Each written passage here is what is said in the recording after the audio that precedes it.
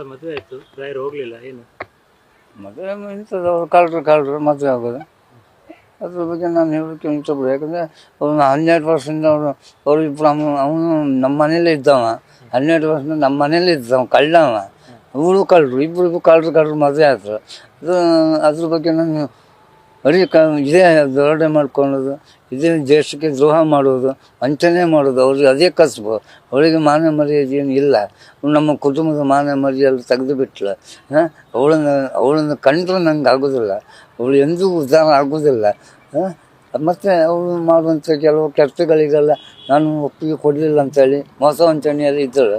ನಾನು ಸ್ವಲ್ಪ ಸತ್ಯ ನ್ಯಾಯ ಧರ್ಮದಲ್ಲಿ ಇರುವನು, ನನ್ನ ಸತ್ಯ ಧರ್ಮದಲ್ಲಿ ಇರುವನು. ಮತ್ತು ನನ್ನ ಹಿರಿಯ ಮಗಳು ಗಾಯತ್ರಿ ಸಹ, ಅವಳು ಸಹ ಗೌರವದಿಂದ ಮರ್ಯಾದೆಯಿಂದ ಬಾಳುವವಳು. ಅವಳು ಎಲ್ಲೋ ಒಂದು ಟೀಚರ್ ಕೆಲಸ ಮಾಡಿಕೊಂಡು, ಎಲ್ಲೋ ಶಾಲೆ ಸ್ಕೂಲು ಪಾಠ ಹೊಲಿಗೆ ಮಾಡಿಕೊಂಡು ಜೀವನ ನಡೆಸ್ತದೆ. ಅವಳ ಮೇಲೆ ಒಂದು ಸುಳ್ಳು ಅಪವಾದ ಹಾಕಿದ್ರು, ದುಡ್ಡು ಕೊಡಿದೆ ಅಂತ ಹೇಳಿ. ಮತ್ತು ಒಳ್ಳೆಯ ವೇದಿಕೆ ಇವಳಿಗೆ ಸಿಕ್ಕಿತ್ತು. ಅದೊಂದು ಬಿಗ್ ಬಾಸ್ ವೇದಿಕೆ ಇವಳು ಸಿಕ್ಕಿದಾಗ ಇವಳಿಗೆ ಹೇಳೋ ಒಂದು ಒಳ್ಳೆಯ ಅವಕಾಶ ಇದ್ದಿತ್ತು. ಇವಳು ಹೇಳಲೇ ಇಲ್ಲ.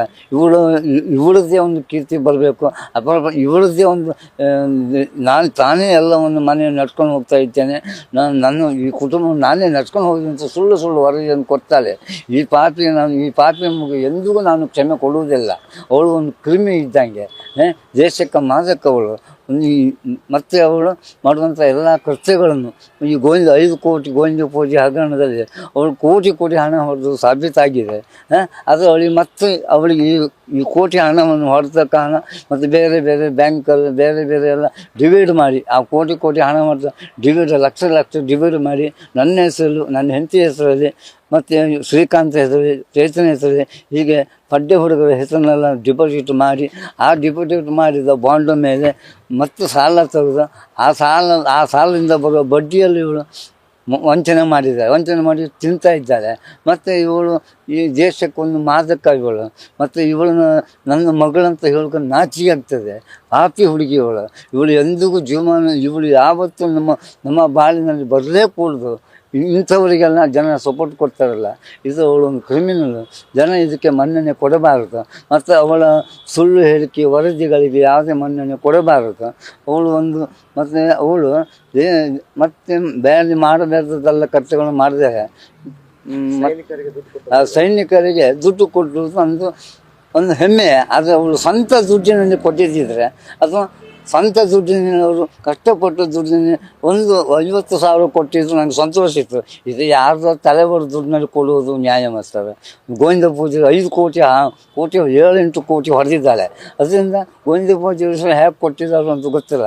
ಪಾಪ ಅವರಿಗೂ ಸಹ ಈ ಹಗರಣದಲ್ಲಿ ಅವರಿಗೂ ನ್ಯಾಯ ಸಿಗುವಾಗ ದೊಡ್ಡ ಮಗಳನ್ನು ಸುಮ್ಮನೆ ನನ್ನ ದೊಡ್ಡ ಮಗಳೇನಂದರೆ ಅವಳು ಮರ್ಯಾದೆಯಿಂದ ಬರ್ತಾಳೆ, ಬದುಕುತ್ತಾಳೆ, ಮರ್ಯಾದೆಯಿಂದ ಮಾಡ್ತಾರೆ. ಮತ್ತು ನನ್ನ ದೊಡ್ಡ ಮಗಳನ್ನ ಕಂಡ್ರೆ ನನ್ನ ಹೆಂಡತಿಗೆ ಆಗೋದಿಲ್ಲ, ಅಂದರೆ ಅವಳು ಚೈತನ್ಯ ತಾಯಿಗೆ ಆಗೋದಿಲ್ಲ. ಅಂದರೆ ಅವಳು ಮರ್ಯಾದೆಯಿಂದ ಮಾಡ್ತಾಳೆ. ಇವಳು ಹಾಗೆ ಮೋಸ ವಂಚನೆ ಮಾಡುವಳಲ್ಲ. ಮಾಡುವಳಲ್ಲ. ಅವಳು ಎಲ್ಲೋ ಒಂದು ಶಾಲೆ ಟೀಚರ್ ಕೆಲಸ ಮಾಡಿಕೊಂಡು, ಸಣ್ಣ ಪುಟ್ಟ ಹೊಲಿಗೆ ಮಾಡ್ಕೊಂಡು, ಪಾಠ ಗೀಟ ಹೇಳ್ಕೊಂಡು ಮರ್ಯಾದೆಯಿಂದ ಗೌರವದಿಂದ ನನ್ನಾಗೆ ಛಲವಾದಿ ಅವಳು. ನಾನು ಗೌರವದಿಂದ ಬದುಕಬೇಕು, ಗೌರವದಿಂದ ಬಾಳಬೇಕು, ನಮ್ಮ ತಂದೆಗೆ ಒಂದು ಹೆಸರು ತರಬೇಕು. ಅದು ನನ್ನ ತಂದೆ ಬಾಲನಾಯಕರು. ಅವರು ಗೌರವ ಮಾಸ್ಟರ್ ಆಗಿ ಶಾಲೆಯಲ್ಲಿ 100 ವಿದ್ಯಾರ್ಥಿಗಳಿಗೆ ಪಾಠ ಹೇಳಿಕೊಟ್ಟ ನನ್ನ ತಂದೆ ದಿವಂಗತ ಬಾಲಮಾಸ್ಟರು. ನನ್ನ ತಂದೆ ತುಂಬ ಹೆಸರುವಾಸಿಯಾದರು. ಆಗ ಅಜ್ಜನ ಹೆಸರನ್ನು ಉಳಿಸುವುದು ನನ್ನ ಹಿರಿಯ ಮಗಳಾದ ಕರ್ತವ್ಯ. ಅದನ್ನು ಭಾವನೆ ಇಟ್ಟುಕೊಂಡು ನನ್ನ ಅಜ್ಜ ಗೌರವದಿಂದ ಬದುಕಿದ್ರು. ನನ್ನ ಅಪ್ಪನೂ ನಾನೆಲ್ಲೋ ಹೋಟ್ಲಲ್ಲಿ ಕೆಲಸ ಮಾಡಿಕೊಂಡು, ದೋಸೆ ಹೊಯ್ಕೊಂಡು, ಟೀ ಕಾಫಿ ಮಾಡಿಕೊಂಡು, ಈ ಹೋಟೆಲ್ ಗ್ಯಾಸ್ ತೊಳ್ಕೊಂಡು ಜೀವನ ಮಾಡ್ತೇವೆ. ಒಂದು ಅನ್ನ ಹಾಕೋ ಯೋಗ್ಯತೆ ಇವಳಿಗಿಲ್ಲ. ಇವಳು ಜನ್ಮಕ್ಕೆ ನನ್ನ ಹೆಂಡತಿ ಇದ್ದಲ್ಲ, ಅವಳು ಮನೆಗೆ ಕೋಟಿ ಗೋವಿಂದ ಪೂಜೆಯಲ್ಲಿ 5 ಕೋಟಿ ಹಗರಣದಲ್ಲಿ ಕೋಟಿ ಹಣ ಹೊಡೆದಿದ್ದಲ್ಲ, ಆ ಹಣ ತಂದು ಇವಳು ಕೈ ಕೊಟ್ಟಿದ್ದಾಳೆ. ಅದರಿಂದ ಇವಳು ಮೆರೀತಾಳೆ. ಇವಳಿಗೆ ಗಂಡ ಬೇಡ, ಮಕ್ಕಳ ಬೇಡ, ಗಂಡನ ಗೌರವ ಮನೆತನ ಬೇಡ ಇವಳಿಗೆ. ಗಂಡನನ್ನು ಕಟ್ಟಿಕೊಂಡು ಸ್ವಾಭಿಮಾನದಿಂದ ಬದುಕಬೇಕು, ಮರ್ಯಾದೆಯಿಂದ ಬರಬೇಕು ಅಂತ ಅವಳಿಗೆ ಇದಿಲ್ಲ. ಮಗಳಿಗೆ ಸಪೋರ್ಟ್ ಕೊಡ್ತಾ ಹೋದ ಆಗ ಅವಳು 5 ಕೋಟಿ ರೂಪಾಯಿ ಹಗರಣದಲ್ಲಿ ಮನೆಯಲ್ಲೇ ಹಣದ ರಾಶಿ ಆಗ್ತಿತ್ತು. ಮಗಳೇ ನೀನು ಮಾಡಿ ತಪ್ಪು ಅಂತ ಎಂದೂ ಮಗಳಿಗೆ ಹೇಳಿದವಳಲ್ಲ. ಇವಳು ಸಹ ಅವಳೊಟ್ಟಿಗೆ ನಾಚಿಕೆ ಬಿಟ್ಟು ಕುಟುಂಬ ಅದು. ಇವಳು ಹಿಂದೆ ಇವಳು ತಂದೆ ತಾಯಿ ಕುಟುಂಬ ಒಳ್ಳೆದಿತ್ತು, ನಮಗೂ ಒಳ್ಳೆ ಹೆಸರು. ಅದು ಈಗ ಇವಳು ನೀಚ ಬುದ್ಧಿಯಲ್ಲಿ ಅವಳಿಗೆ ಸಪೋರ್ಟ್ ಮಾಡ್ತಾಳೆ. ಅವಳಿಗೆ ಏನೇ ಮಾಡು ಅವಳನ್ನ ಹೋಗುದು ಅವಳಿಗೆ ಸಪೋರ್ಟ್ ಕೊಡು. ಇಂಥ ತಾಯಿ ಮಗಳು ಹೇಳಿಲ್ಲ ನಿಮ್ಗೆ? ಇಂಥ ತಾಯಿ ಮಗಳಿಗೆ ಕಠಿಣ ಶಿಕ್ಷೆ ಆಗಬೇಕು.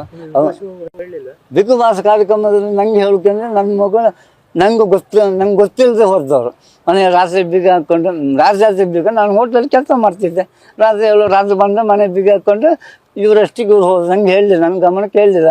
ನಾನು ಜಗಲಿ ನನ್ನ ಮನೆ ಸೊಟ್ಟು ನಾನು ಕಟ್ಟಿದ್ದ ಮನೆಯಲ್ಲೇ ನನಗೆ ನನ್ನ ಮನೆ ಬೀಗ ಹಾಕ್ಕೊಂಡು ನನಗೆ ಹೇಳಿದೆ ಇವರು ಬಿಗ್ ಬಾಸಿಗೆ ಹೋಗಿದ್ದಾರೆ.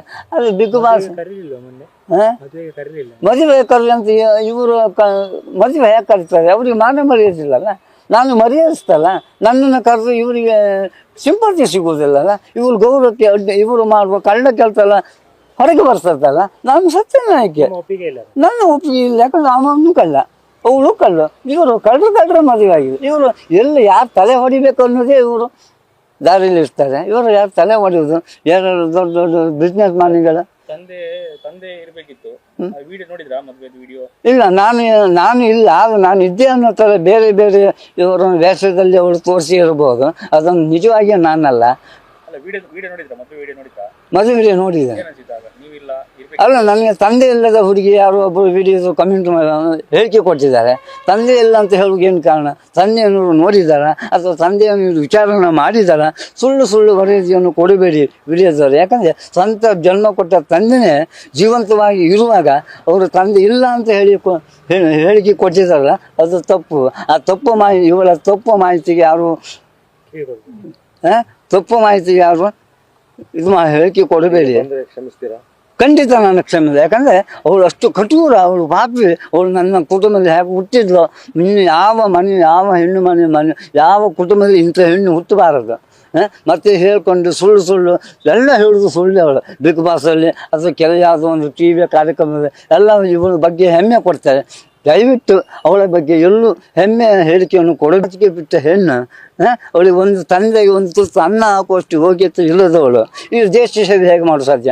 ದೇಶ ಸೇವೆ ಮಾಡೋದು ಹೌದು. ಯಾಕೆಂದರೆ ತಂದೆ ತಾಯಿನ ಚೆನ್ನಾಗಿ ನೋಡಿಕೊಂಡು ಅಕ್ಕ ತಂಗಿದಿರನ್ನು ಹೊಂದಿಕೊಂಡು ಅವರಿಗೆ ಸಹಾಯ ಮಾಡ್ತಾ ಬಂದಿದ್ದಿದ್ರೆ ಅದರಲ್ಲಿ ಏನಾದರೂ ಕಷ್ಟಪಟ್ಟ ಹಣದಲ್ಲಿ ಏನಾದ್ರು ಇವರು ದೊಡ್ಡ ಬಿಸ್ನೆಸ್ ಮ್ಯಾನ್ ಆಗಿದ್ದಿದ್ದೆ ಅದರ ತಂದೆಯನ್ನು ಗೌರವದಿಂದ ನೋಡಿದ್ದಿದ್ದೆ ಅದಕ್ಕೆ ನಾನೇ ಹೆಮ್ಮೆ ಕೊಡ್ತಿದ್ದೆ, ನಾನೇ ಅವಳಿಗೆ ಸಪೋರ್ಟ್ ಕೊಡ್ತಿದ್ದೆ.